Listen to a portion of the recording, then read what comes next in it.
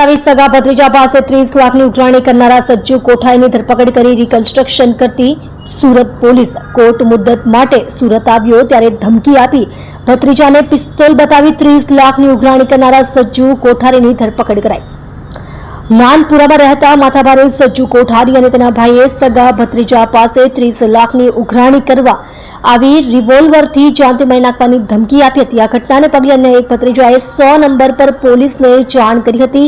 આથી અઠવાલાઇન્સ પોલીસે દોડી આવી માથાભારે સજ્જુ કોઠારી અને તેના ભાઈ યુનુસને લોડેડ પિસ્તોલ સાથે પકડી પાડ્યા હતા। બનાવ અંગે સગા ભત્રીજા આકીબ કોઠારીએ અઠવાલાઇન્સ પોલીસમાં ફરિયાદ આપી છે, જેના આધારે પોલીસે સજ્જુ ગુલામ મોહમ્મદ કોઠારી અને તેનો ભાઈ યુનુસ ગુલામ મોહમ્મદ કોઠારી બંને રહે જમરૂક ગલી નાનપુરા તેની સામે હત્યાની કોશિશનો ગુનો નોંધી ધરપકડની કાર્યવાહી કરી છે। સાથે બંને પાસેથી 2 દેશી તમંચા પણ કબજે કરાયા છે।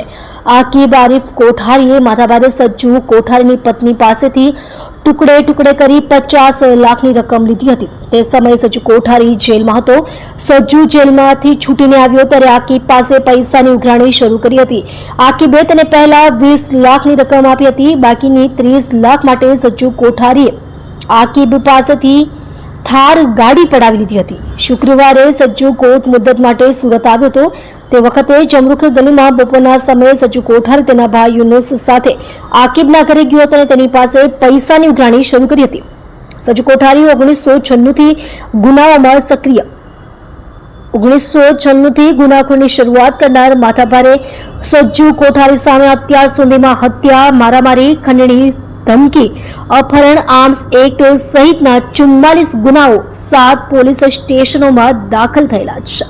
તમે જોઈ રહ્યા છો SD ન્યૂઝ ચેનલ ફેઝર શેખની સાથે।